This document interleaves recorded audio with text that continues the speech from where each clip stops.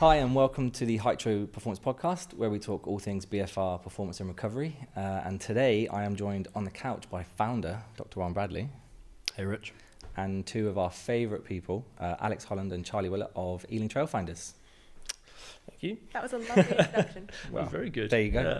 Yeah. So we were talking far too much off air about some really interesting stuff. I'm going to try and bring us back into it. But just to get going, could you briefly introduce yourselves and what you do in and around sport? You go. Do you want me to go first? Yeah. Right. Well, I'm Alex Holland. So I'm from Australia originally, but No way. yeah, crazy. But yeah, like from Australia originally. I'm a physio. Studied at JCU in Townsville, in far north Queensland, middle of nowhere. And then I worked in a private practice 6 years, where I sort of did a bit of professional basketball that was associated with the clinic, worked in just about everything, like rugby league with brothers for a few years, and then netball, like hockey, just a bit of everything. And then in Australia, there's not many professional clubs, so to get in as a physio in Australia is quite hard. So after 6 years, I was like, oh, bugger it, I'll try my hand over in the UK. And I worked in academy with London Broncos Rugby League, which was actually at Trailfinders, so it was like full circle. And then COVID happened, which was unfortunate, but the best thing that came out of it was that I met Charlie, which is great. Good choice. Yeah, and she said, "Oh, this job at Exeter Women's come up," and Charlie was playing for Wasps at the time, and she's like, "Oh, I didn't know anything about women's rugby." And applied for the role, got the role as the women's head physio down there with Exeter in the Premiership, which I think Allianz Premiership at the time. And I did that for 2 seasons with the girls, and yeah, it was great. We made the final, won the cup. Yeah, great experience. And then moved across into the men's side and worked Premiership men's as a senior physio. And then after a season with them, opportunity came up via like a guy I used to work with at Exeter, Kian, and he was at Trailfinders at the time and sort of put my name forward, and I got the job as the head of medical at Ealing, and we won the championship last year, which is great. Well done. So yeah, mate, honestly, it's been a wild 5 years, 5-6 years over here, but it's been great. It's been really good. And Charlie, we've been working with you, been friend of the brand for a while. Yes. But for listeners of the podcast, can you tell us kind of like, one, I guess you got an interesting story into rugby, and then we have a very checkered relationship with, performance, injuries, recovery. So yeah, where would you like to start? Yeah, got you. Okay, start with how I got into rugby. Growing up, I was a figure skater and a netballer. Did a law degree at Oxford University, where a teammate told me I was maybe too aggressive for netball and that rugby might be more my thing. She was dead right. Alex, is that fair? Yeah, 100%. Okay. Yeah, definitely. She was dead right. Started at Oxford University, played in the first women's varsity match to be held at Twickenham, which was my 6th game of rugby. Not convinced I really knew all the laws at that point. Still don't. From there, qualified for my law degree, moved to London to start my training contract in the city, and ended up playing for the Richmond Twos and found myself playing in the Premiership in my 3rd year of rugby. From Richmond, signed for Wasps, then signed for Exeter at the same time as Alex went down for the women's role. And from there, we've both come to Trailfinders. So I've followed his career around. Sign together. Yeah. Pretty good deal. Yeah. So then, amazing, I guess, rugby pedigree, and from a coaching and playing point of view. Charlie, we first started working together when you had a really unfortunate injury. And I'm actually going to go back to unpacking some of the things we've already spoken about around also your route to rugby and it being across different sports. But like, what was it that led you to blood flow restriction, Hytro? Yeah, so elephant in the room, we'll get that out of the way early. ACL 1.0, spoiler, I'm on 2.0 now. So after my first year at Chiefs, I was called up to the Ireland Rugby League squad, which was incredible honour for me to play in my 2nd game of rugby league, 2nd game ever actually, as well as 2nd international game. Wow. I went in to make a tackle.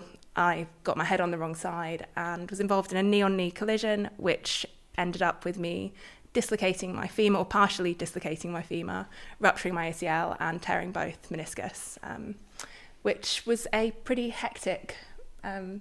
Yeah, that was probably the worst 24 hours of my life, because we were stuck over in Ireland and we're like, how are we going to get back? Like, yeah, we had to figure a lot of things out in a very short amount of time. There was a stressful incident with getting Charlie up the stairs into the flight. So carry her fireman's lift. I had to, because they had this weird like wheelbarrow, like a parcel trolley that they put her in, but instead of obviously a rounded wheel, it's like a plus sign, and it kind of goes up one stair at a time, and obviously every time you go up a stair, it like shudders and like makes a big movement. Bear in mind, I've got no knee ligaments available at this point, and as I'm strapped into this, I am hysterically crying, and the guy who's pulling me up the stairs is like, oh no, don't be scared. I'm not. Feeling every vibration. Lovely Italian guys like thought she was scared. Like, no, I think it's you, pain. yeah. So I just like carried her up the stairs, and we got home, and it was obviously quite a traumatic time. Yeah, it wasn't ideal, was it? But we had we had a good surgeon that saw Charlie the first time around, and we sort of got there in the end, I suppose. But then, when in the year was this as well? So you got this savage injury. So this was October 2022. This was a 14-month rehab. So I returned to play. When did I return to play? Like November? Yeah. 23? So Charlie was set to play the first cup game of last season. Yeah, which would have been start of September. But got tonsillitis and wound up in hospital. Yeah, so that was and then fun. was in hospital with that. And then obviously came back and made her debut for Trailfinders. Yeah. Alex, and how did your expertise as a physio come to play? Obviously, looking after Charlie. Yeah, like a lot. Like I've had to wear like two hats with Charlie. So like at the time, Charlie got injured. I just transitioned from the women's team to the men's team at Exeter.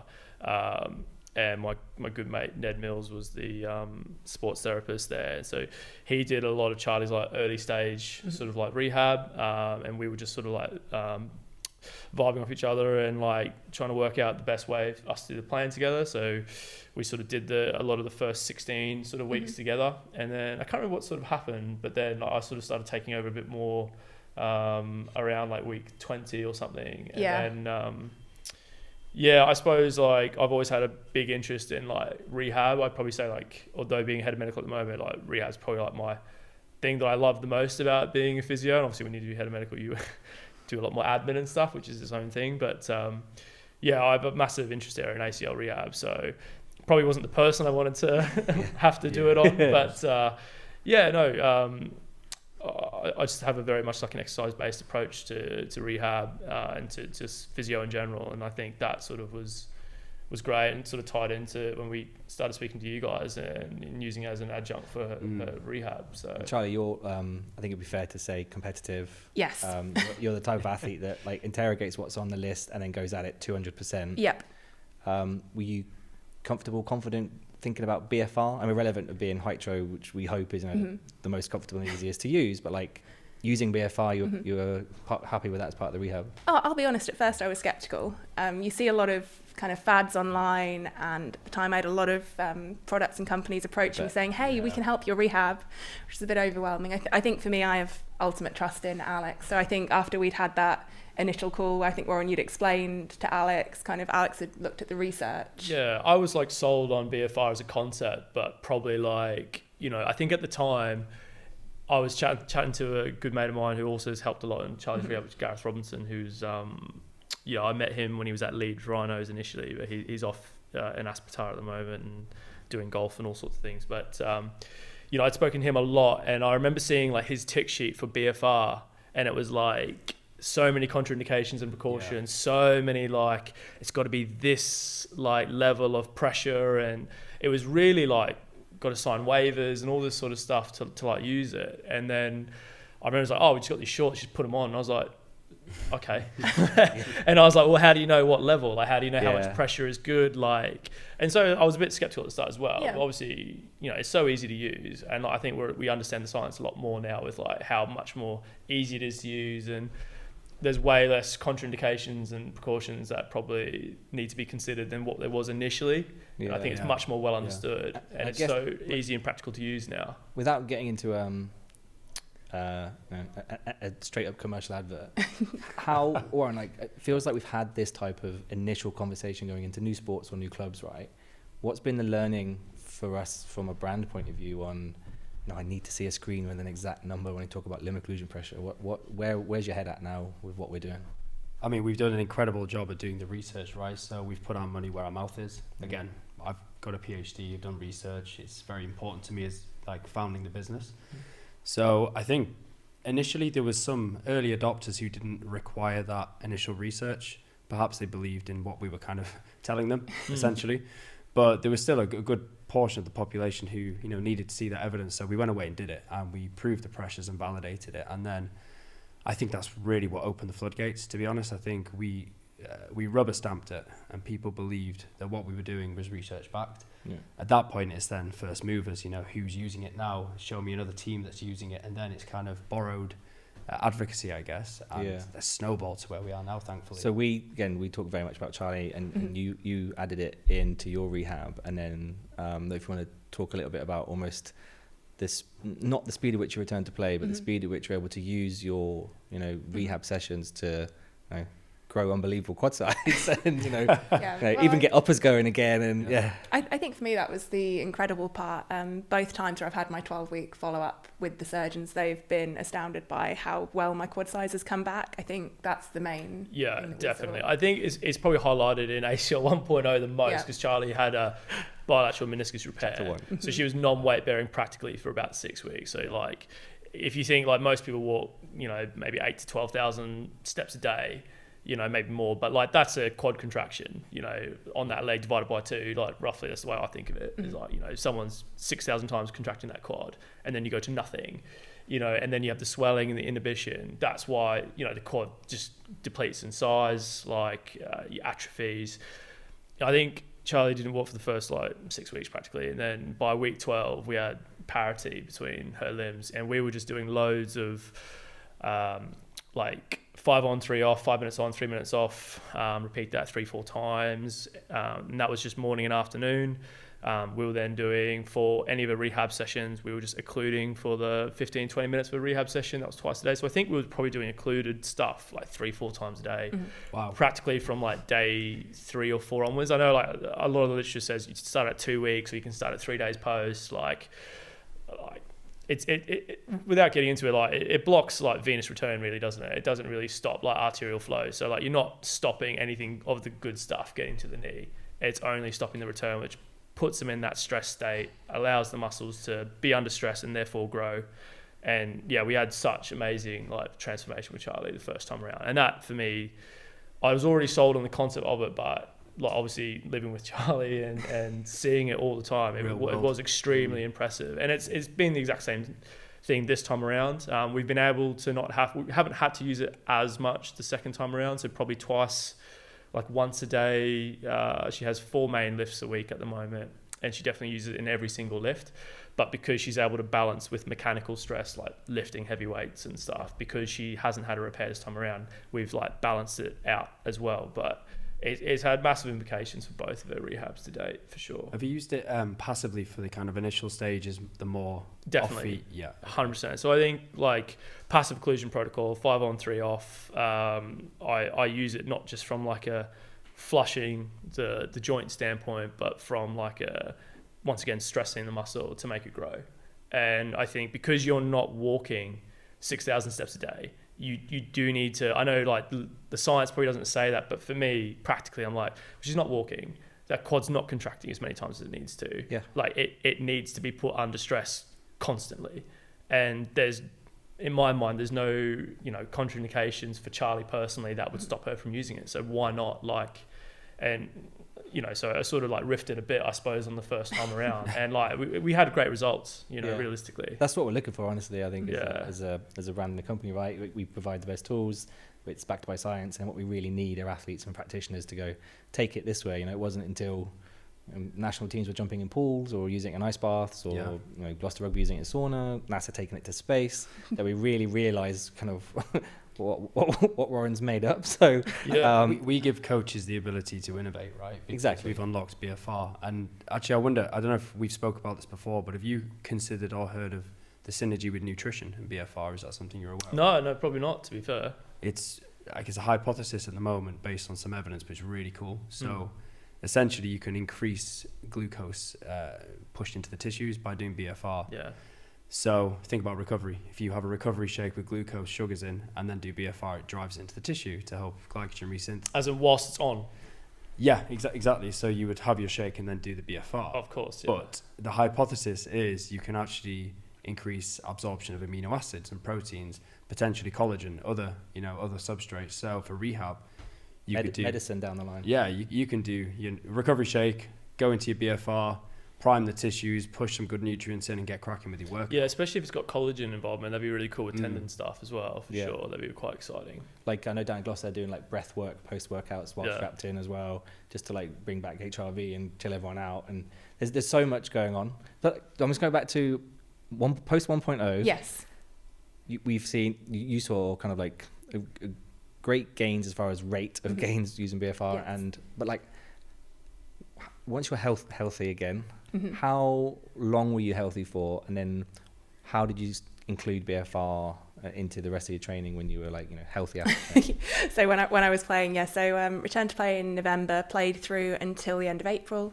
During that time I was using BFR, mainly bike flush I think we were using for. So passive and bike flush was my main methodology. How did you find the bike? Can you tell me how you felt, like the experience of doing that? We had this discussion about how I could put it diplomatically earlier, Yeah. didn't we? I said it honestly, like I think what we settled on was like everything in sport and rehab, it takes some getting used to. That's okay. Honestly, pretty unpleasant, but I do feel incredible afterwards. So I guess that's the I think it's like a lot of times in sport, it's like minimal effective dose, and it's like often getting an athlete the day after, especially in rugby, the day after a game, they feel battered, and you're just like, look, I need you to do one thing for me. Like they all love the Normatex and they all love all the different like compression devices and all the rest of it, but it's like the active part of it I think is the most important. But if you can have something that makes the active easier and faster, like BFR on a bike is fantastic. 100%. Yeah. Well, it really magnifies the impacts, the physiology behind, right? So bigger bang for buck in short. Everything you're trying to achieve with that person, like blood flow, get it moving, like it's what you want for it. So like for Charlie, I see BFR, it's just a continuum. It's a tool to be used on the continuum, and every athlete's somewhere on a continuum, be that on the not so great side, injury and rehab, and then progressing on to like, training and playing. Like it's just a tool to be used anywhere on that continuum. And I suppose like I always use it in the rehab side of it, but we found with Charlie, like day after games, it's great. After trainings, also good as well. You can like have it on the car ride home, all that sort of stuff. So yeah, it's a really like useful tool for people, definitely. What's your opinion on, or how do you see BFR evolving? Because it has traditionally been rehab, right? And I think most people associate it with that. But you've just said to yourself, now it's recovery, it's training, it's performance. Are you seeing that in the industry as well? Wider? I think you've got, like sports that maybe struggle, like I don't want to say struggle financially, but like I know in rugby, like it probably is in its entirety a bit resistant to change sometimes. So you got some clubs that are trying to innovate. They want to try different things all the time. And then you've got, other clubs that may be a little bit more resistant to change. And I think like at Ealing, we're always trying to like do things differently as well. And we're always adding in new things. But I think in general, like it's probably something that is some people are moving really quick with it, and other people are probably not really sure about it yet. But I think it's got its biggest application in like, for me, always has an application in rehab, but it's probably getting into the recovery side of things. It's where it's probably going.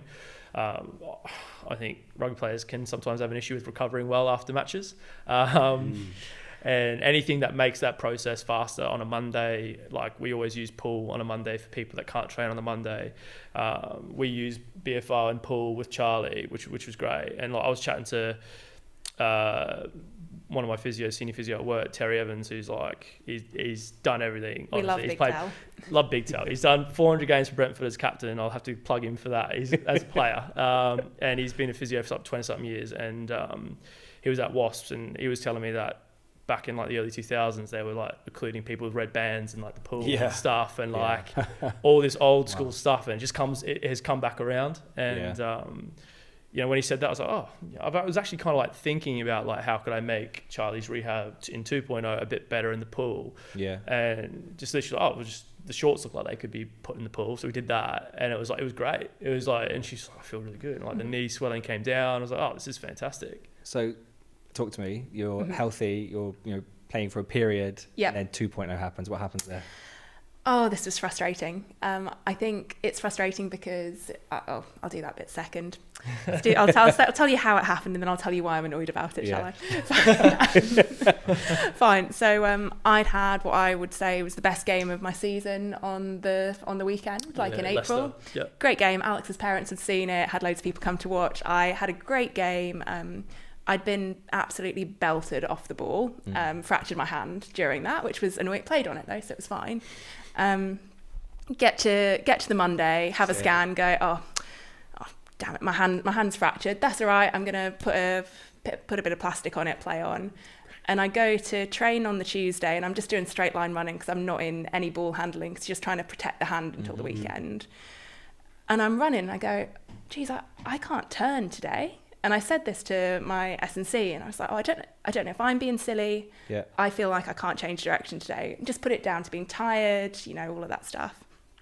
Go to team run on the Thursday, catch a ball, go to step, and my knee just makes this horrible clunking sound. Try and play on it for a bit. Pain comes up. My God, I was like, something's wrong. Yeah. It was definitely in denial, I would say. I was still convinced at that point, despite the fact that I woke up on Friday in a lot of pain. I was like, no, I'm starting against Harlequins this Charlie weekend. Willett kicks in. And I was like, no, I'm playing. I'm absolutely playing. I wasn't absolutely playing, turns out. But we still go, maybe it's fine, get an Ostenol injection, think maybe it's okay. And training against the army, I'm literally just walking backwards in a mall. It's all non-contact. And I felt my knee clunk again. And at that point, you knew. I knew something was, I knew it was bad. Like, I just burst into tears, honestly. I was like, this is bad. The frustrating part of this that we come to is that my ACL wasn't torn, it had stretched.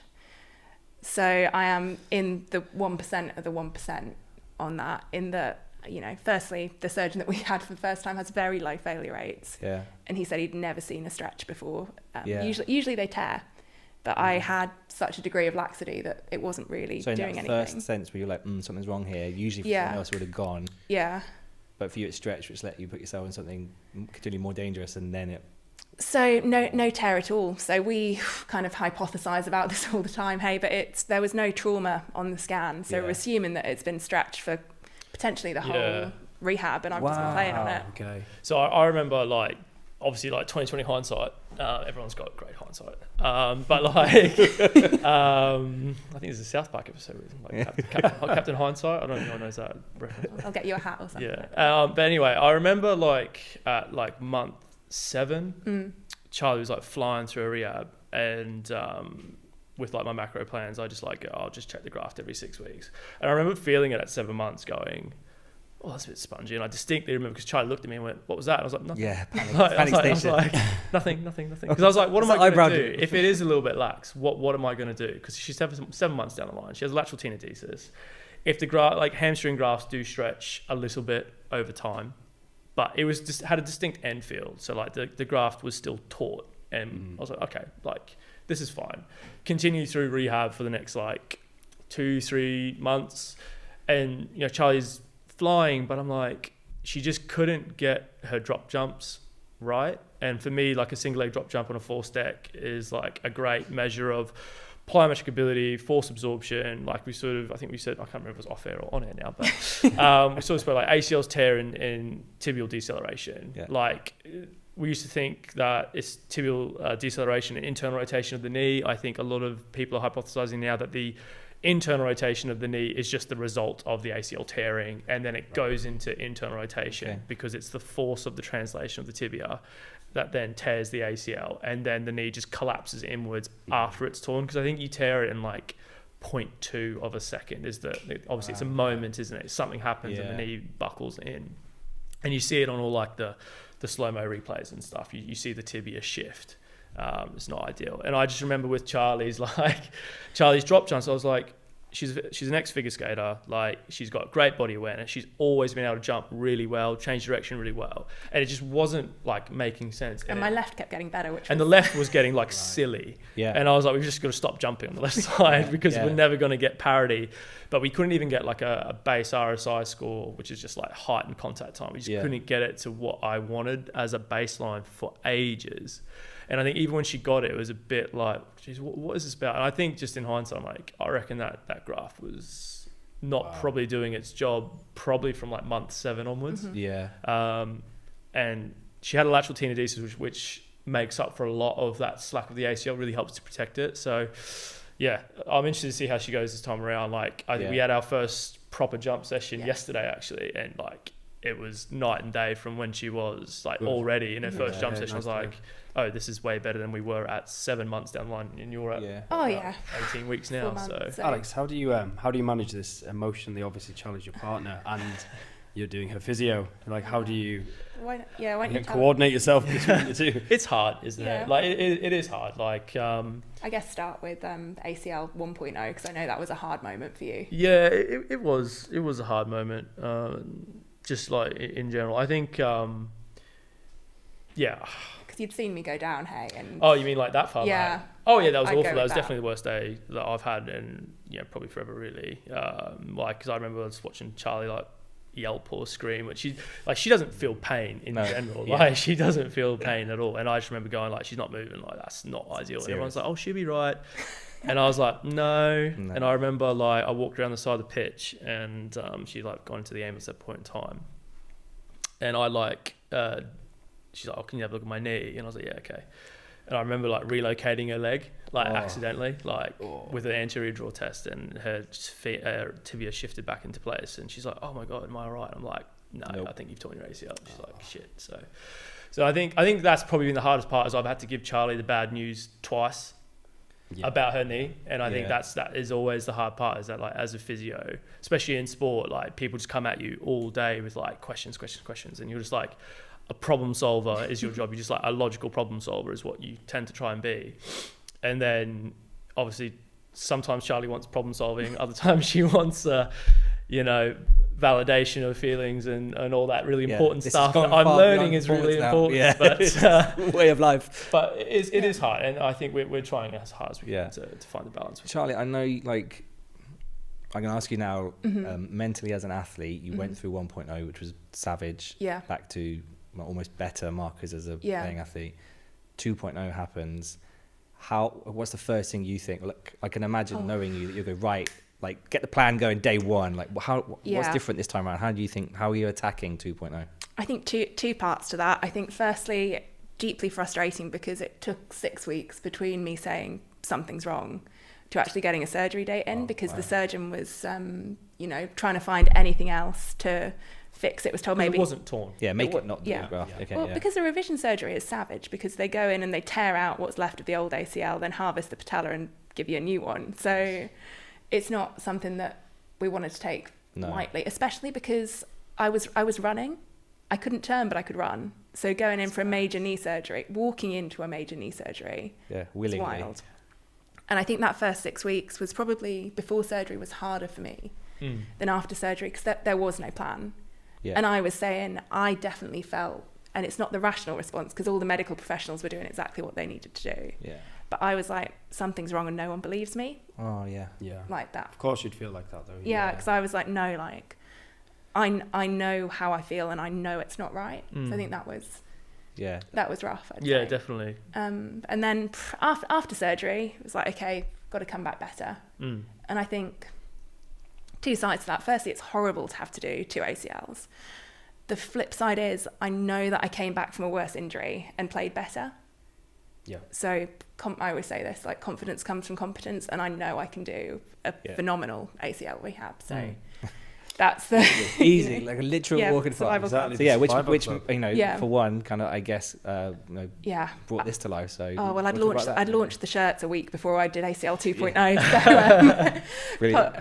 This has all been a marketing point, really. Honestly, perfect. Really, great for the product. I was really long. Trying to be manifesting stuff. I didn't mean to manifest a second ACL injury.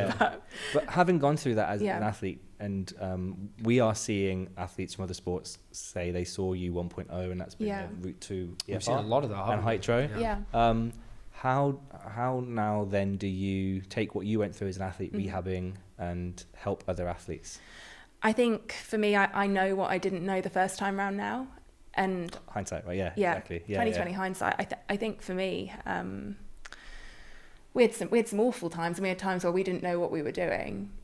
And if I can help other people not go through that, even stuff that sounds silly, but I was so stressed packing for surgery the first time round. So stressed because you don't know what you're going to need. You know that you're going to go under anaesthetic, but you don't know, God, what clothes am I going to want to wake up in? Oh, do I need a water bottle? What do I need? Yeah. So just for me, I actually used my own packing list that I'd kept from ACL 1.0 for ACL 2.0. So it's like, great, like can give Tip that. number one. Yeah. Love that you made a list, by the way. Is that available And saved on it. the club as well? Yeah, that's link in bio. For that. Link in bio, yeah. So I think that's what we're trying to do. And it's, I am not big on everything happens for a reason, because I cannot believe that the universe wanted me to go through this twice, because it's awful. Yeah. But I do think you've got to play the cards you dealt, and you've got to play as best you can. I think for me, that's why we're doing the YouTube, because one of my regrets from ACL 1.0 is that we didn't make long form content that would be actually helpful. Yeah. TikTok and Instagram is so transient. Yeah. No one, if they do their ACL now, is going to go, geez, well, I really want to know what I should be doing at 6 weeks, so I'm going to scroll down Charlie's feed for a year and a half and find that out. Yeah. Whereas we put it on YouTube, it's searchable, and hopefully we can give something useful. I think we're going to touch on it a little bit later around the epidemic of injuries, specifically around ACL. But the more we've grown the business and spoke to more people in more sports, it's great to see less gatekeeping and more. No one should have a secret sauce, I think. No. And the more athletes can talk about how shit it is, and we're going to swear on the podcast, how shit it is to rehab. Oh, we're allowed to mentally, swear, great. physically. Yeah, you can let it all out now. It's really important that you're doing that. Yeah. And then the fact that you are the kind of person that documents things, understands your body, knows what you're doing the first time around. Now you can say, actually, and I do this all the time because I have 4 children, but I liken it to almost having kids. So someone's like, what do you buy someone the first time they had kids? You have no idea. Second time around as a kid, I'm like, I know exactly what's going in the hospital bag. I don't need all these toys that I thought I needed for the first one. Yeah. These are the 3 things I wish I had done the first couple of weeks of rehab. But like sharing that is so important. Do you find similar as a practitioner as well? I mean, there's like Rehab 101 at a textbook, but in reality, rehabbing an athlete, I guess you learn what works and what doesn't real quick as well. Mate, I think ACL rehab, I think one thing that people probably don't know is that, like, it's not taught in like your tertiary education. At least it wasn't in mine. And I know I do placements for lots of different students from different universities at Ealing and at different clubs. And, your tertiary education does not teach you how to do a good ACL rehab. Like, it barely teaches you how to be good at most things. You got to learn it like on the job. Yeah. And really, like, ACL, there's not many rehabs that are as long. So short of like a shoulder dislocation, Latarjet, like 5-6 months, fine. Like, but it's probably the only one that's like 9 to 12 months is like 9 months is doing it quick. Yeah. And I think that's the thing is, like, if you get them back at 9 months and they go on to play and they don't get re-injured, you're like, oh wow, you did a great job. But you actually don't know you did a good job until they get to 2 years. Yeah. So it's one of the only, like, they say like a year to return to play, like a year to return to performance is a common saying, and I suppose in like physio, in regards to ACL rehab. And I think that because it's not taught, it's like kind of like a specialty kind of area. And I think a lot of people that are just going through it maybe and they're like a local level athlete, like, they probably don't know what good looks like. And I think a lot of people don't, even in like professional sport, probably don't know what. I know like Neymar, his ACL rehab is all over the physio, Instagram and TikTok at the moment, just getting ripped to pieces. And like, I'm not gonna, like, to each their own and like, and everything, but like, there's disagreements at all levels, even people that do it as a specialty, but like, there's loads of people that don't probably know exactly how to tackle it properly. And I think that there's a big disparity in knowledge around ACL rehab for sure. I think there's definitely the research to practice side of things as well. There is disparity there. You can learn something from a textbook, but till it's in front of you and you're palpating and you've got the individual that you're catering to. Yeah. Everything's different. Yeah, I mean, in Australia, like, at least So I graduated in 2012 or 13 or something, and He's old. yeah. But I remember like every ACL that I saw was a hamstring. So I've always learnt to do a hamstring rehab. And then for Charlie, having a bone patella bone, it's one of the first ones that I think it's like the third one that I've been involved with. And it's so different. Mm-hmm. Like your early rehab, so different. You can't load. You don't want to turn that patella tendon into a tendinopathy. You have to focus a lot more on the other muscle groups. That's like your hamstrings and your glutes and stuff. And you kind of do minimal effective dose for the quads. We spoke with the surgeon about like, straight leg raises not being as good because it sort of involves extra pressure on the tendon at the time, which was something that was a bit like, okay, like fine, worked with that, rolled with that. And touch wood, it's all going really well and doesn't have any tendon pain, which is one of the biggest reasons that people don't go and do like a bone patella bone. But, like it's quite nuanced and different. And having someone that kind of, even if they don't know what they're doing, they know where to look to know what to know and who to ask. And I think that's probably why we're doing the YouTube and stuff. Is it's not like this is the best way to do it. It's like this is what I think good looks like. Yeah. And I remember like I'll put my hand up. So I was in a clinic and I was doing someone's ACL rehab and I used to write the exercises on a piece of like paper with some stick figures and be like, go do that. Right. And like that, like hand up, like that was bad, but that person still thought that they were seeing someone that knew what they were doing. I thought I knew what I was doing at the time as well. Yeah. Like, so there's just levels and layers to it. And I think with like what we're doing on like the YouTube is like just trying to show people that this is what a version of hopefully good looks like. Yeah. And if yours is so far off that, then maybe you're not getting exactly what you maybe require and need. Yeah, because I think for me, I get 20 plus DMs every week on Instagram, and it is heartbreaking because it's people in ACL rehab that are saying, hey, like, I'm still in pain 2 years down the line, or often things that make me go, which is things like, oh, my knee's not straight, but I'm running. Oh my God. And all of those kinds of things. And I think the issue is people hear ACL and they think 9 months you'll be back. Yeah. That is not the case. If you are not in elite sport, I do not think that you should be back before the 12 months because I know firsthand the amount of work that it took to get me ready with being full-time, with having full-time staff, with having 24/7 physio. I don't think that is possible in 2 rehabs a week, and it is dangerous. And I think, for me, I want to put out information so that people know what questions to ask, because it's all, as Alex said, it's not the perfect rehab, but if you can go to your physio and say, hey, what's our plan for this? Because I know my knee's not straight. I think that's take a slight turn. One thing that we talk about at Hytro is around, obviously we're very BFR focused, but this idea of taking it from rehab to then predominantly recovery and the effect we're having there, and to something you touched on earlier, Warren, is very different if learning or research is done theoretically on a lab versus in the field. So that's something we're working very much with, field-based research on this stuff. But taking it then into a tool that's always on, and you work out how to build it in. And I think at some point, and it's not necessarily the magic bullet, but it's kind of like a discussion, can something like BFR become preventative as much as it is as helping people get back in a certain way? And there's a million things that go into healthy athletes and preventing injury, and we've talked at length about that. But it would be I'm always just interested to see how, when you've got athletes who've gone from rehab into whatever, like how does that change your training? Like knowing how easy it is to do ACL twice in a short time, how does that change how you train? Are you more aware of recovering? Are you more aware of stability? Are you more aware of knee health? I think there's two sides to that, right? Like in terms of the knee, I don't think I'm thinking differently about it, this rehab, in terms of what we're doing, because I know hand on heart, I did everything right. Yeah. And someone's got to be unlucky. I think more than that, my first ACL was a contact injury, which is quite unusual, particularly unusual in women. Yeah. So it wasn't the ACL that you see where it's a change direction and the knee just goes. Yeah. The force that was exerted on the knee, if it's enough to partially dislocate my femur, it's going to tear some ligaments. Yeah. And that's the blessing and the curse of 2.0, is like it was a graft failure, so it's a biological failure that I have no influence on. In terms of what I'm doing better this rehab, more to the tune of athlete performance than necessarily knee health, is I am sleeping better and I'm eating better. Yep.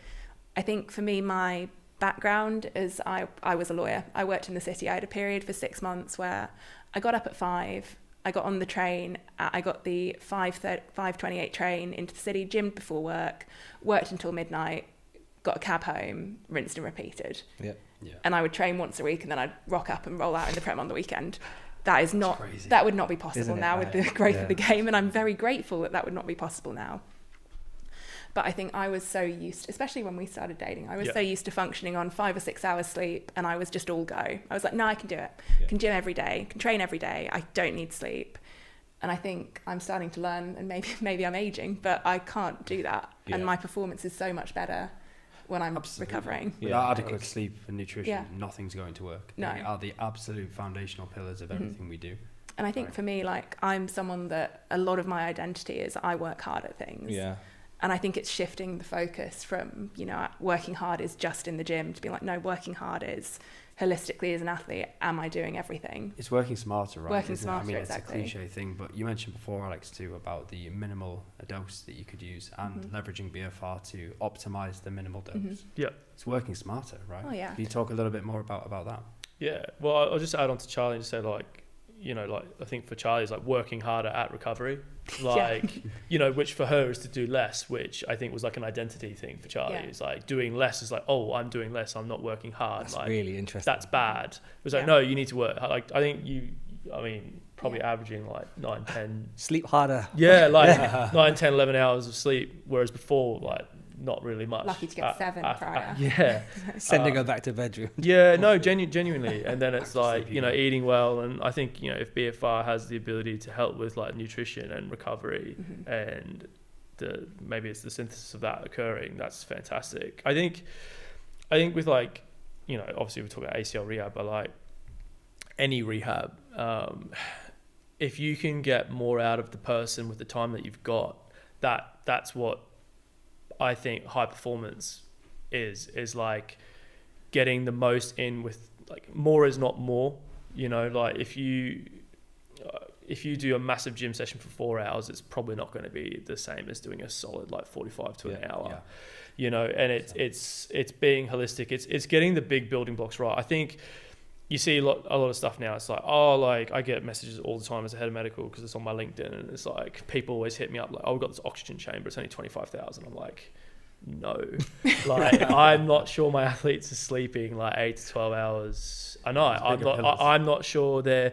eating enough. I'm not sure they're preparing themselves like to train as well as they could be. That's where I'd rather pay someone 25 grand to come in and do the job of making them do those sorts of things. So I think that's where you get the biggest benefit, and I think that's where high performance is you leave no stone unturned, but that doesn't mean you go to the fancy ones over in the corner. You've got to like turn the big ones over first and make sure they're getting done, because if they're not, you're not going to have success. So I'd be interested to hear, outside of like what's the rest and digest, what are the other go-to kind of, let's start in recovery, what are the other two other recovery modalities that you guys would tend to either direct other people to or go to yourselves? I think like ticking off the basics, but like you know eating like an athlete, you know, sleeping like an athlete. So obviously, like, you want to be sleeping 8 to 9 hours a night. You want to be hitting like your protein and your carbs and your calorie intake for sure. And then, you know, I think recovery is a bit individual. I think there's a few things that are true, like, you know, having like not going out, maybe having a massive night after every single game is probably a good one. Yeah, Charlie. Yeah, that's definitely not Charlie.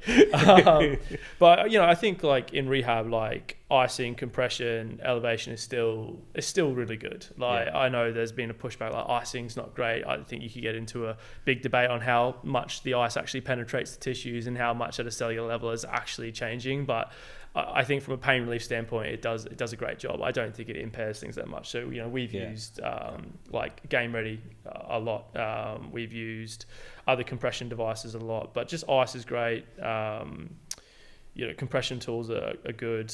I'm not sure where I stand on like red light therapy and all these other types of modalities, but what I would say is if the athlete believes it works for them, then it works for me.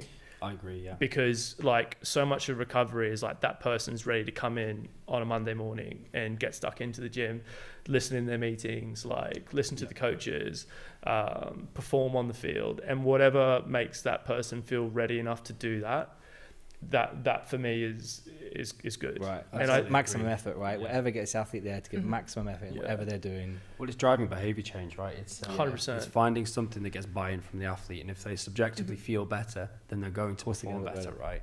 And this is what I love, this concept of anchoring behaviours. So we talk a lot about anchoring, like recovery shakes with BFR, with the Hytro shorts. Perfect. And because you can feel the BFR happening, you feel the hot cold sensation, the relief. Yeah. If you've just consumed a shake and you tell an athlete that is the nutrients being absorbed into your tissue, they immediately anchor that, and you create a behaviour change which gets buy-in and drives long-term use.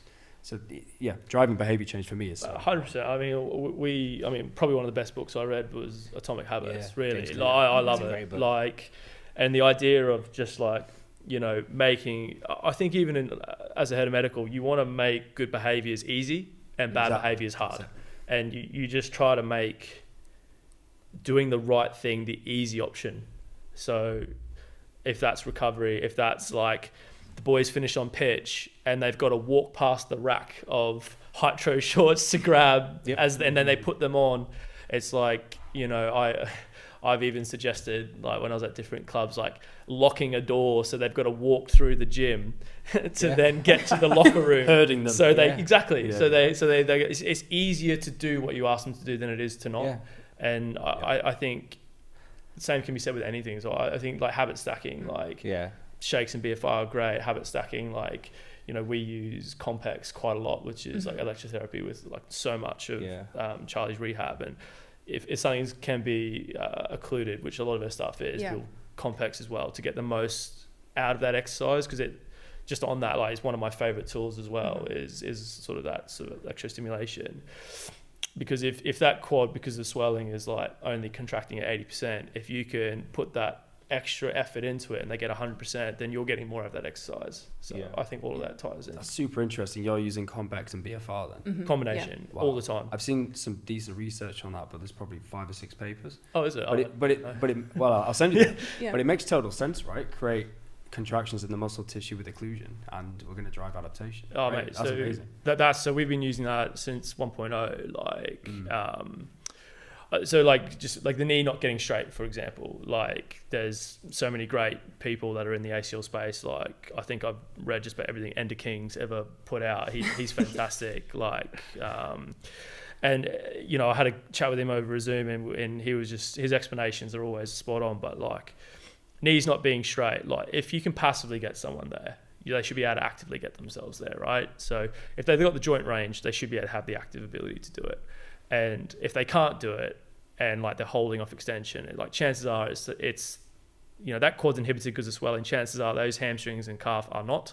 You know, they're holding it off extension. You fire up that VMO, you get that knee straight. And then by using occlusion, by using Compex, you can like, you know, you're now squatting with a straight knee. You're, you know, TKEing with a straight knee. You're reverse, like your Bulgarian, whatever exercise you're doing, you can just pair it together. Because I think in early stage rehab, like you can't mechanically load that person to the level of muscle fatigue that you want without the BFR. And that's where I think you can't speed up things. There's no like magic bullet, but you can make what you're doing better. And in a sense, that does speed things up. That does make things faster and more efficient for sure. Yeah. I have this viewpoint on the rehab. So people say speeding up the rehab. I believe it gets you physically where you need to be, potentially quicker, but then you've got more time with the athlete, still keep the same duration, but to do on-field skills, mate, bring them 100%. back at the same. Yeah, okay. Completely agree. Like, because because you want to get on field as fast as possible, but only with everything being ticked off beforehand. Exactly. Yeah. You know, it's not time-based, it's phase-based, it's outcome measure-based. It's, you know, you want to tick off like your habit stacking, like with Charlie and knowing about her knee. I think we sort of said before, and like to me it comes to mind, like she's got daily checklists, you know, like is my knee straight, is my knee bending, do I have a good knee to wall, like what's my swelling level at my knee at the moment, and all that is ticked off day by day. But you all need all those things ticked off before you get on the field. But you want to spend as much time on the field as possible. You don't want to get to 8 months, do 1 month of being with the team, and then you play a game. You know, that's when the person's not like ready from like a performance standpoint. Yeah. So how, as an athlete, do you view these habit stacking or introducing new modalities? What is it you, and let's assume Alex isn't here, What is it you look for before you try something new? Is it, is it a big recognizable brand? Is another big athlete doing it? Mm-hmm. Is it my physio says this is a good idea? I think for me, I trust, and it's pretending you're not here, but I ultimately trust what Alex says in that, because I know what I don't know. I don't have a physio degree. I don't have a rehab degree. I'm not across the research papers. So for me, it's finding trusted source and saying, okay, I am prepared to trust that this person knows what they're doing, and then I do as I'm told. Yeah. And then how open are athletes at like sharing their, I've tried this, like needling or cupping or whatever. Oh, like, yeah. Is that like a common share? I think, I can't speak for the men's game, but in the women's game, definitely. I tell everyone with a knee injury, I'm like, you need a Compex and you need BFR. Yeah. Those are my like kind of ride or die rehab tools. I'm like, if you haven't got those, that's what you need to get. It's like... Yeah, I'd say it's non-negotiable for me at this point. I don't know how I would do a rehab without those things. Like, I don't know how I could tell. I don't know. I could tell the person. Genuinely, I could not look the person in the eye and say, and they're like, "Oh, am I doing everything?" If I didn't tell them to go get those things, I'm like, "Well, you're not doing everything." And I think like on the trust thing, it's like, like I've had to tell Charlie bad news twice, and like. It's even like Terry at work, who was also part of that conversation. Was like, no, like you have this ACL is not doing its job. Charlie has complete trust in him because he has given the bad news. Yeah. When Terry assessed my knee, pulled it, and it just kept going. Yeah. And he just looks at me, and I'm sorry for swearing on the podcast. He just goes, I think it's fucked, mate. And I was like, okay, like. Chop that. Yeah. And I think for like therapists and stuff out there, it's like, if you want your athlete to trust you, you've got to be able to give them like the bad news. You can't shy away from that. If you know, or you think you've got to be honest. And I think if you can do that, then you get the buy-in, and that's when the rehab becomes easier because they trust you, because you were willing to give them either side of the coin. If you kind of like always on the side of the nice stuff, then yeah. Well, I think I've definitely worked with physios who are afraid to say that they think something's wrong, and as an athlete, and you just get that feeling that you're like, oh well, they're saying I'm fine, but I know I'm not fine, and they're saying, oh, it could be a this or it could be a that, and not actually saying what they think. And I think for me, I can't trust anyone that isn't prepared to tell me straight. So that we've heard that from other people spoke to, that importance as a practitioner to build a culture of trust, that when you bring something new into the gym, you get full buy-in, because then it works, right? If people go at it half-assed, it never works. Yeah. What is it you look for as a coach or practitioner then to try something new? Because it definitely feels like that experimentation. Because I just want to bring us back. We saw content online of you using shorts in the pool for hydrotherapy, and that was actually like, we have had internal conversations around. We think we're uniquely positioned to help people use BFR in a pool, and then you work back the principle. This is a really valuable tool, and you guys just went ahead and did it. So like, talk about that. Yeah, like I think, so once again, like talking to Terry, like in my first rehab, like Ned and Dom Thorne, who were my two sort of offsiders at Exeter. We sort of bounced off each other for Charlie's first rehab. Tal and I are bouncing off each other a lot for Charlie's second rehab. And he's like, yeah, mate, I'll take people in the pool. The pool's great. And I hadn't had access to a pool a lot, whereas this time around we have with Charlie. We've done loads of pool work with it this time around. He's like, oh, mate, I've done occlusion in the pool before. And I was like, but actually, I was actually thinking like that could be a thing, because you've got, you de-weight the body, so you can like drop them down to like 30% of body weight. So it's like they're in an anti-grav. Yeah. You then occlude it, so you get the blood flow side of it. So they're de-weighted. The joint can move through range. The muscle is being loaded metabolically. Like, you're getting the appropriate amount of mechanical loading that they can tolerate. And instead of like you worrying, oh, is that knee going to be a bit sore when they come out and they feel great. Yeah. And it was just like fantastic. A bit of a light bulb thing for me. And then he's like, Terry's like, oh, I was doing that 20 years ago, mate. You're like, oh, all right. Yeah. How was he doing that? Was he using just a red band in the pool? Just like an old like power band that you see in the gym, just that you just time that around the legs. So fair play. He was innovative. Yeah. Oh, mate, very much so. So, like, I think it's, for me, it's like, it just makes so much sense, because for someone that's, let's say they're 7 or 8 weeks post knee, or maybe it's ankle or whatever, like something lower limb, I mean, even upper limb, but you get such good like benefit of the range of motion without the pain, because the joint is de-weighted, and then you get the metabolic effects of the muscle getting stimulated, because it's the same as in the gym. Like, a lot of the literature recommends like a 30% load with the BFR. Well, your body's at 30%. in the gym with Yeah. if it's sort of chest height, you're de-weighted by 70%. So it makes complete sense to me. Because you get to get away, right? Get a holiday. It's still It was on a holiday, actually. It was great. Yeah, it was really nice. Have you guys experimented with it in the ice bath at all? Don't have We access actually to an don't ice have bath. one at Ealing, unfortunately, but definitely willing to try it. Yeah, we got some really good research evidence behind it, but it's a pretty cool concept. Yeah, Use a game ready at home, right? Yeah, you're game ready at home. Yeah. So I find what we found for you once again, like for Charlie, it works really well. Yeah. Yeah, definitely. I'm gonna take us to. It feels like we're skirting around a little bit of a conversation that we are definitely not qualified to answer fully, and just interesting sharing of opinions between you three guys. To a comment made before we start rolling, I spoke to another. I believe he was a coach. We're talking about the crisis of injury in female sport, specifically around the ACL, and focal point being on football. And we're trying to find a common denominator. And he had suggested that it was because of perhaps a lack of training age in like football, soccer athletes, and or potentially something around the coaching and the have to such a skill based sport. There's a different type of philosophy in S&C in football versus other sports. If you look at similar movements in basketball, tennis, rugby, not quite the same level volume of ACL injury. So for everyone else off air, we kind of got into it and we're like, well, why is there this boom in ACL injury and just keen to hear that. Things that we touched on before are like, you came from loads of different sports, but not necessarily rugby. And same with football. You come in late to rugby. You've got are they resting? Are they eating? Is it the increased volume of sport or the higher professionalism of sport creating greater demands? Like, what are some of those key things that are causing such an injury crisis? That's one for you, Eric. Is it okay? Yeah, mate. It's a great question. I think loads of people have like thoughts and opinions on it. Like, I think in reality, you at a basic level, you tear your ACL because, well, either you get like an oblique contact and it's traumatic, and like in Charlie's case, you get a sublux dislocation of your femur. Obviously, once that tibia goes backwards, the rest of the knee is probably coming with it, and so that could be ACL. Not much you can do to Not much you can do. No. You change the direction ones, which I think is the ones that we all want to probably try to get rid of. We can accept that traumatic ones happen. It's sports contact. At some level, that knee has not been able to tolerate the forces going through it, and then you're like, well, how do I tolerate the forces? Well, I have stronger muscles. So having strong quads, a lot of the research is looking at like 3 times body weight on an IKD is really important for a return to play marker. And then you're looking at like on a 4-stack, like 1.6 times body weight on like a seated soleus, like calf, like.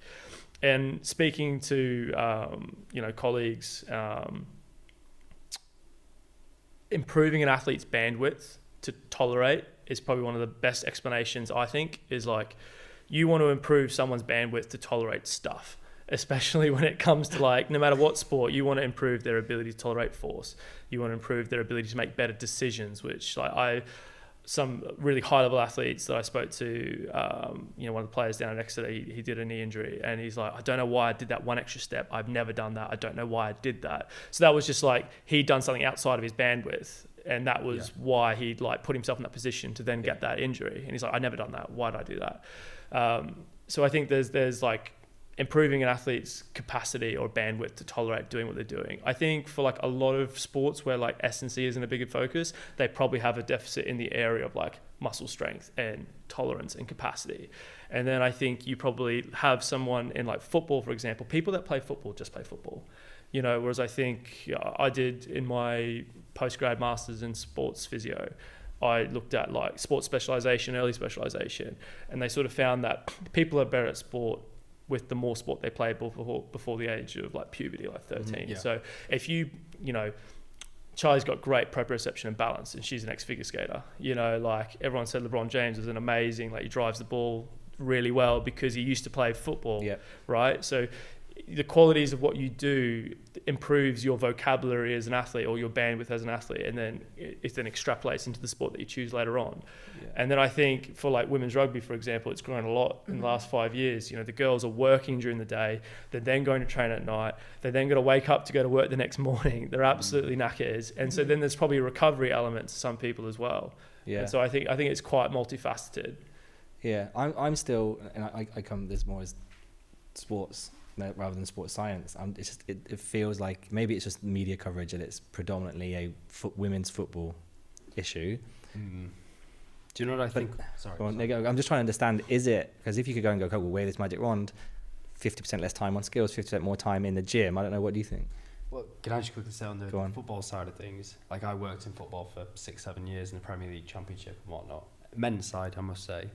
But it depended on the management. So they would stop you from doing S&C sessions. If they came in, it wasn't something they believed in. They got 0 dosing of strength sessions, right? And they'd be looking for that outside of the team setting. And I think it's even more prevalent in the women's game that there's less S&C. There's less resource. My mind is blown that you couldn't have got rehab as quick as possible unless you were full-time with 24/7 physio care. Women's football, as much as it needs... I'm again very conscious of where I'm standing on saying this, but like women's football has more money than other sports. Oh yeah. And they are more professional contracts, but there's more injury. So they have the availability to have more time in the gym, more support. Whereas you've got women's rugby, who recently went live with a campaign saying how proud they were that the league was powered by dual careers. Yeah, we could talk about that another day. Yeah. That's probably the worst thing to say. All of your star players have 2 jobs. Anyway, so why are they not? Then I'm working back. The athletes with less time to spend in the gym recovery get less injured. So I'm just like, oh, that's weird. Higher muscle mass, higher muscle. Okay, age, yeah. Training age is a big one. I think too. Before, right? Football plays midweek, don't they? And so everything's geared around performances in the match, and everything that happens midweek is not a priority. So coaches' meetings are always a priority, which makes sense because we're here to win. In professional sport, you're not there to, if the coaches don't get the content in, you're not going to win. But at the same time, if your best players aren't on the field, you're probably not going to win. So I think in football, you play midweek. If you play Saturday, Wednesday, when you're going to get the S&C in, that's when you need to be inventive. That's when you can use BFRs, when you can use other adjuncts to get loading in that isn't going to create tissue damage per se. If you did 5x5 for football players on a Monday, they're going to be Domsey on the Wednesday, the S&C is getting sacked. Yeah.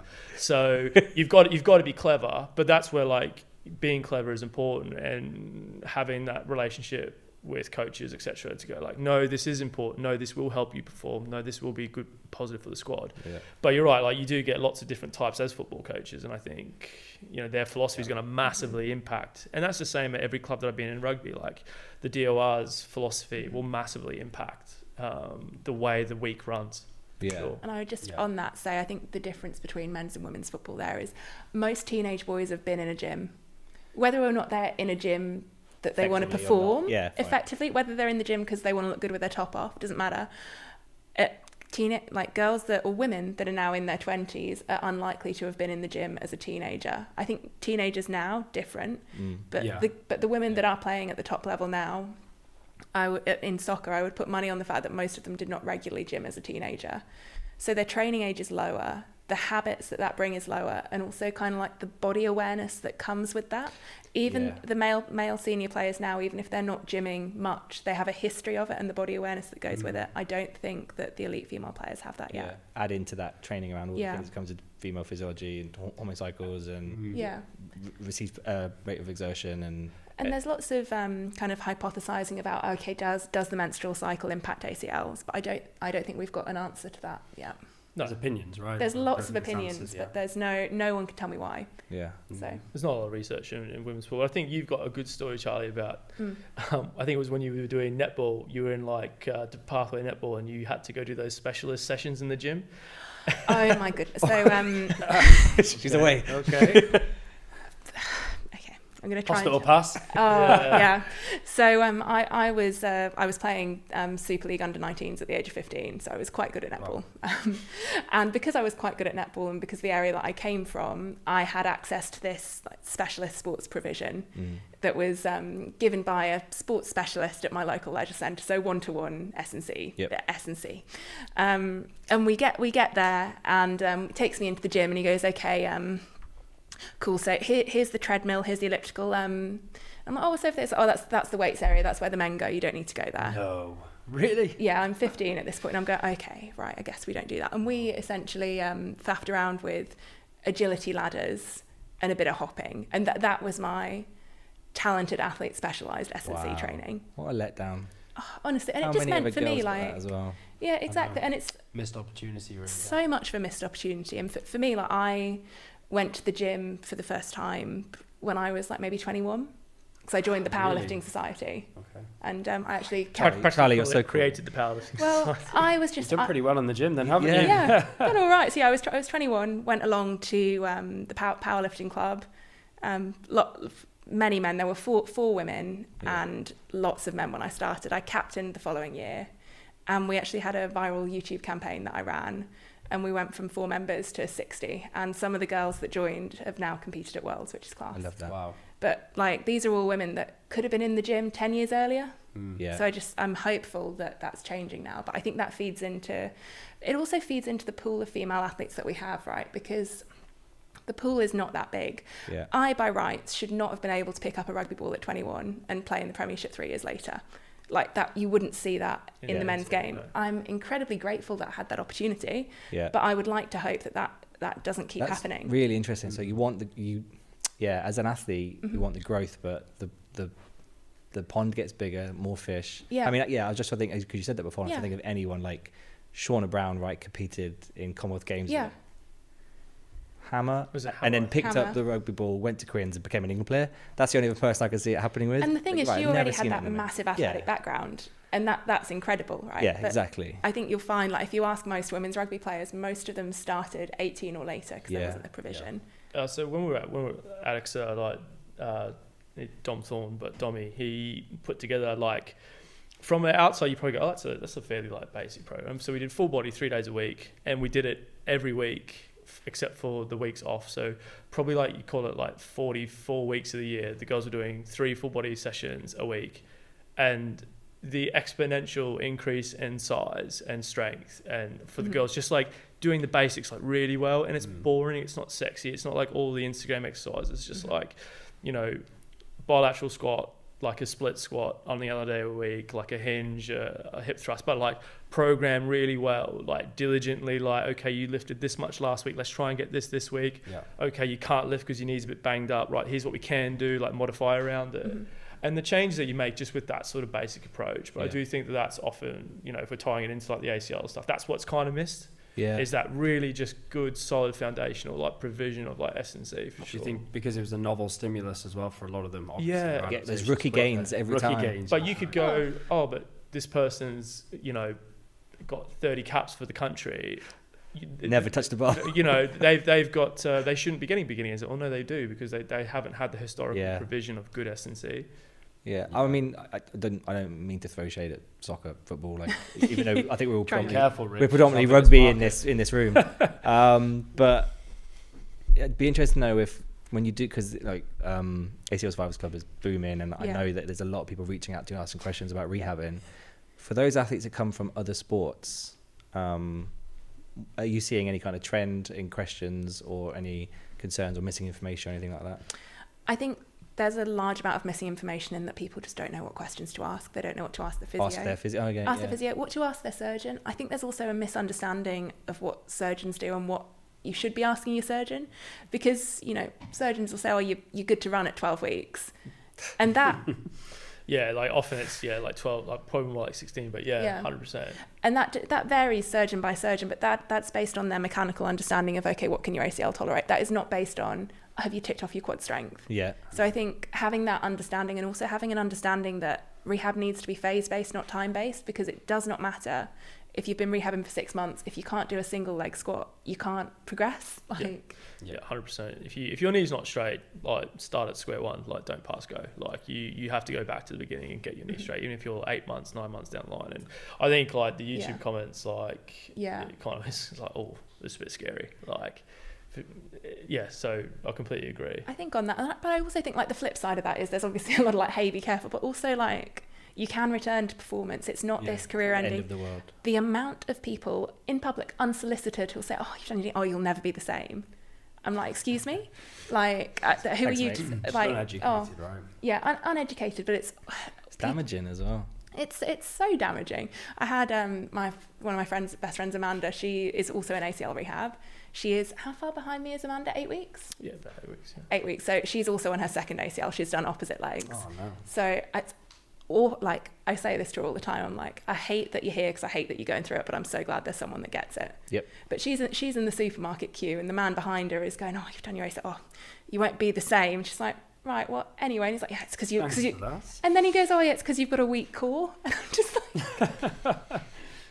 like, oh my God. But those comments are like extremely normal from people, and I think I want to show like it's not an injury that has to end your career or mean that you're not good at sport. It's just you just have to do it right. Yeah, get the most out of everything you're doing, phased approach. Yeah, and that just comes to having like you just said, like phased approach, having a good plan, having someone that you trust that is experienced in that sort of world, but then also like knows that these are the tools that are available to make the process easier. So like convex game ready, like Hytro, BFR shorts, occlusion, like whatever. Like I think that is where like if you have a good technical service, like if you go to a good surgeon, that's step one. Yep. You know, like if you have a great surgeon that gets all of that technical service right, the rest of it is just logically progressing through a problem. Yeah. Yeah. So can you talk to us a little bit more about the protocol in the pool? So you said using BFR for hydrotherapy, essentially. What does that look like? Yeah, so we sort of mentioned that the 5 minutes on, 3 minutes off is sort of a favoured one, but then also just like a 20-minute like block I'm also quite a big fan of. So sort of I think Charlie often used like level 3 or level 4 on the shorts, which is like really, really nice that you can just sort of like put the shorts on, because like beforehand I was using occlusion. It's honestly a faff because often the players like misuse the SFIG, and the SFIG gets broken. You kind of like, oh, I think that's like 180 or something like that. So it's great because you just go like level 3, jump in the pool. And yeah, like from a protocol standpoint, we cap it at 20 minutes. And generally I ride it. So we were doing 50 squats, 25 reverse lunges, Cossack squats, 25 each sides. Now that Charlie is sort of like progressing into plyometrics, we've used it as a bridge into sort of like, from week 8 started a plyometric progression in the pool. So nice. Like A walks, A marches, A skips, B skips. So all like your athletic running progressions, your mechanic progressions. And then double leg pogos, single leg pogos, CMJs. And then now that she's getting ready to run and we're much more confident in where she's at, single leg jump, single leg land, like bounds. And I just program it with like, she's in a 25 meter pool, so I just program it in sets of 25. And then I just cap the session at the 20 minutes. And yeah, it's great because we get everything that we need out of it. She gets a great stimulus. The key there is we always make sure that we reassess before and after, like how did it feel? Yeah. Was it good? Yeah, fine. Can probably add a bit more. If it's like, oh no, my knee's a little bit sore, which we actually haven't had. No. So we're really just capping it at 20 minutes and just trying to get as much in that 20 minutes as possible.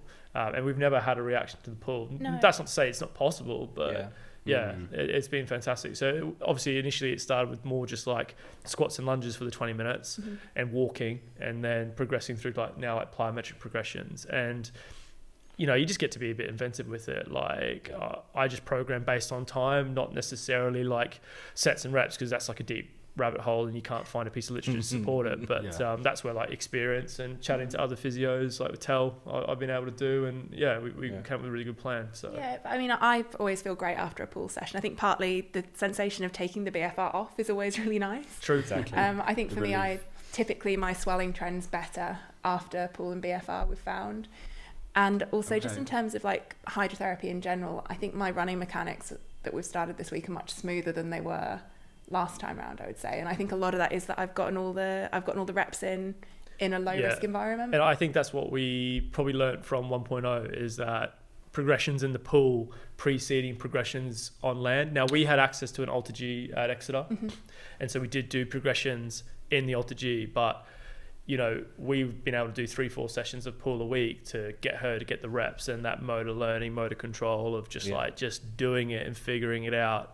And that's been great. And then, like with the Alter G, you can't wear the Hytro shorts because they've got to wear the space pants to zip into the bag. So you put them on before, maybe strap and then put on the pants. Oh, really? I wonder if people do that.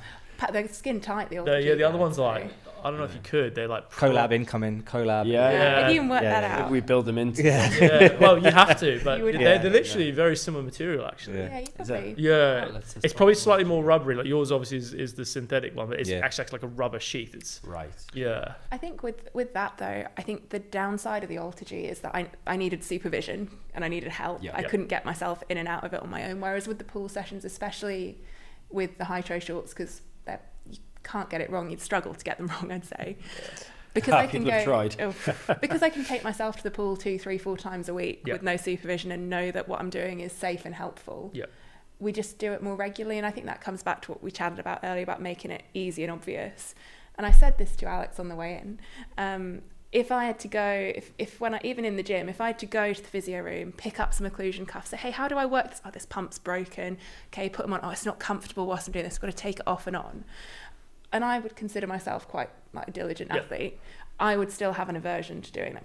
God, do I have to? Is it faff? Whereas when it's the shorts, I'm just like, well, They're already on. Yeah. Okay, why not? I think across the board we've said today a couple of times like the phrase is the best exercise is the one that gets done. You got to make it, whether it's habit stacking or whatever, right? That's the most effective exercise, the one that gets done properly to full effect. I think the benefit of the pool is that, like, the downside of the pool is you can't see the mechanics as well because of the water.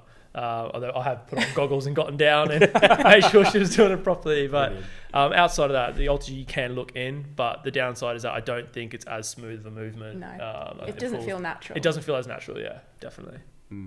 Charlie, can I ask then, imagine Alex isn't here. I'd like to know how it has been, I guess, programmed by your partner, by your boyfriend, and if there's been any kind of challenges or, in terms of arguments maybe during the rehab process. How does that look for you two? For someone with no qualifications, I have very strong feelings on what I want my rehab to look like. Brilliant. Fair. I am actually looking at getting a master's in rehab because I think that would amazing. I would love to do that. It would also give me more ammunition, I think, for programming myself. You've got a ton to share from a perspective point of view, which probably some on the clinical side wouldn't have had because they've gone through it themselves. Yeah. But I think for me, my driver is I always want to do more. So the argument that we have frequently is I'm not doing enough. Can I do 4 conditioning sessions this week? I don't want 3, I want 4. I think for Alex, I think you've gotten much better at this rehab, I would say. Well done. Therapy couch. Yeah. I think we've gotten much better at being like, hey, with Alex asking, do you want me to be your physio right now or do you want me to be your boyfriend? Because the answers are very, very, very different often, especially sometimes I'm feeling really frustrated, things aren't going right, and I think that can feel hurtful to you when you're like, I've spent hours doing this perfect program. Consulting with like mates in like Abu Dhabi and he's always like, on a mates Skype in call. Australia and like loads of different people, and she's like, nah. I'm like, oh come on. Like I think I programmed 15 reps, something, you're like, I'm doing 12 or so. All right, fine, do 12. Like, it's impressive though. It's pretty inspirational that you can flip between partner and rehab coach. Like that must be really hard. Yeah, unfortunately I've had the practice. I think in real talk, I think you're great at flipping the hat, and also the flip side of it, it's hard when I want to do what I want to do. I do trust that Alex is exceptional at his job, but also there is no one that knows me better. So on the flip side of that, having someone that's your physio that's programmed it, but is also happy to jump on a bike next to you. And that was the other day. That was awful. We did an FTP bike, and I'm like, well, I can't. I'm driving her home, so I may as well do it next to her because I'm not going to get home any faster. Oh my god! But I think like you're in it with me, and I think you know how to push me, and I think you also know when to push me. Knowing your athlete can't be overvalued. Yeah, definitely. I think like that's where like the great thing about working in professional sport and conversely the hard thing about not and being in like a clinic is that like the good thing about professional sport, I get to see that knee every day. I get to reassess it in the morning. I get to reassess it after a session. I can reassess it during the session. You can get someone else to assess it. I can get someone else to assess it, and I can just constantly like, I'd love to work in the NFL one day because I'd love to know how fast I could do something and do it well. But, with resource being no, like money not being a single problem, how fast could I fundamentally do this? And that would be like a bit of a dream of mine. But like one of the best things with working with Charlie is that she's so receptive to feedback and I think we've said like probably like her super strength is like her ability to like learn really fast. Like probably from funnily enough, like as a figure skater, unbelievable on the ice, and then unbelievable with like hops and jumps, and then like, you know, for example, like learning to pass, it was like a process for Charlie. Like obviously, but came to the sport late, so had didn't do that. Like a netball pass, very different to a rugby pass. Yes. But like we worked on that, and she's gotten so much better at that. And it's the same with like anything the ACL rehab, like, you know, just that constant like learning and teaching and having that understanding of how that person learns best, how that person rehabs best. Like I know Charlie like can just eat volume in the gym, like she can really just like churn it out. But then the downside to that is the recovery side of it. She just needs that more recovery to tolerate it. Whereas I've got other guys who it's like, you know, 3x8, let's do it. Like, you know, like just anything I can get into that person, which is probably comes back to like the football argument and stuff. Is like these guys don't want to be in there, so then you need to be able to program for that person a 30-minute gym session to get the most out of it. Which is when I think BFR is great, because you can get more out of the time that they're in there. You can come to some sort of like gentleman's agreement. Be like, right, mate, come on, I'm only asking for 30 minutes of your time. You paid enough. Come on, like get in the gym. Yeah. You know, and then you got like girls like Charlie and Amanda, who are a bit of a duo in the gym at the moment, like very cute, you know, as female athletes not being paid as much, like, you know, just crushing like big sessions and doing really well, you know. So it's interesting. I'd say on that, I think on a real note, how we've worked together is I've had to let go of a lot of ego around things, and I think what we weren't very good at the start was me taking criticism and not taking it personally. Yeah. Oh God, yes. Yeah, our first jump. So brave. Our first jump session this time around, like I'm like, no. He just stands in the gym and I'll do something. He goes, no. Everyone around me is like, is he really mean to you? I'm like, it's okay. We've got this working relationship. It's fine. But I think it's the only time I'm in charge, actually. Yeah. Let's stay at the gym a bit longer. Yeah. I think on a real note though, like I think that I previously attached a lot of weight on my self-worth to like, am I doing this right? Yeah. And I think I was very binary about if I'd got something right. Yeah, 100%. Yeah, definitely. And I think like Alex for Christmas, 3 years ago before ACL 1.0, thankfully, bought me some 12 sessions with a mental performance coach for Christmas. Which actually, that was a lovely present. It's the best present I've ever received. I still work with that mental performance coach. Shout out to Emma, she's great. But I think the work that I had to do on that was actually being like, okay, in order to get better, I have to accept that I'm not where I want to be yet. And I think that was really hard because I just didn't want to admit it. I used to not want to watch any of my footage back. I think I played fine, but if I watch it, I'm going to find all these things that I don't like. So I think having worked on that, I'm okay with being told that I'm doing things wrong as long as I know how to get it better. Yeah, Charlie's great now. Like she's been through the process, you know, probably unfortunately, you know, more than we would have liked, but you know, she's great on like the video review. Like we film everything in the gym, like be that for like a content standpoint or even just like analysing the movement, and she's able to pick loads of stuff up now. Like I, you know, don't really have to coach anywhere near as much as I used to. Yeah. Well, that trust has allowed you to relinquish kind of responsibility and just trust in the process from Alex, right? I think what I say most is I do what I'm told. When people say, "Oh, how do you have how do you get through this much gym?" I'm like, well, I'm told to do it, so I just head down. Well, we spoke recently about discipline over motivation, right? Which is what makes champions. I think I get asked this all the time. How are you so positive and how are you so motivated? I am neither of those things. No, definitely not. I think like on a real note, like motivation is really fleeting, and you can be really motivated to do something and do absolutely nothing that gets you there. I was really motivated to learn to pass when we first met, to pass well. Do you want to come out while it's raining? Well, even I was practicing, but I wasn't doing it right. So I think for me, like I rely so much on discipline and habit. And I have like a standing promise with myself that if I go to the gym and I do the warm up and I still don't want to be there, I go home. And I've used that maybe twice this rehab. I think twice actually. Like, you know, because lo and behold, you do the warm up and you're like, I'm in, let's go. And like I feel like I don't want to go to the gym maybe 50% of the sessions. Like probably two from every 4. I am getting in the car going, I don't want to do this. Like yesterday was a full on like 3-hour meltdown. Like I don't want to go to training. And I was like anxious. I was like, I don't want to be here. I don't feel good in myself. I can't do it. And I was like, okay, well, you just got to drive to the gym. If you do the warm up, you can go home. And because I know that I will keep that promise with myself, I got through the warm up and I was like, actually, I feel great, and we did some really great work. Session. Yeah, we had a really good session yesterday. Yeah, it's late great Kobe Bryant, right? You create a contract with yourself that you can't break, that you'll show up, and that's the one you don't break, and everything else comes after. Everything else is after that, but I think the key with that is like if you show up and it feels shit, and you promise that you can go home and feel shit, you go home. Yeah. Because it's like comes back to trust. Like if I can't trust myself to keep my own agreements with myself, like who can I trust? This very true. Yeah, very true. This is. We've covered so many topics of conversation. It's by far our longest podcast episode. So, and I've enjoyed every minute of it. And I feel like this naturally has brought us to like the closing question that we ask everyone. And I can almost think I can guess what Charlie's response is going to be. But what we ask people is, from an athletic performance point of view, what is the difference between a good and a great athlete? And I'd like you both to answer, and you can take your time. And whatever comes ahead in a statement, like hey, this is the factor of a great athlete. I can provide a great example of a great athlete. So I was very lucky that we had Billy 12 Trees at Ealing last season, and Billy's great. And I remember like I first got there, and me and Terry were working out in the gym in the morning. Like we get there early. We get there at like 6:45, and we start working out. And then at like 6:20. Billy just like rolls in the gym, and Billy lives in Gloucester. Yeah. And he drives 2 hours. I don't know how many kids he's got. He's got a few. And I think he's got 4 kids, I think.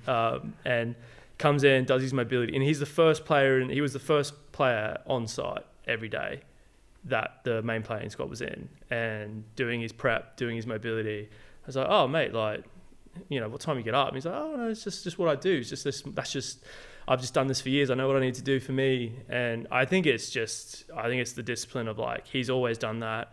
Yeah, he's playing in the championship. He's played for England. It's 1 or 2 steps down from, he's played British Lions, hasn't he? So, 3 steps down from where he's been. But at like, I think it's 35, I think.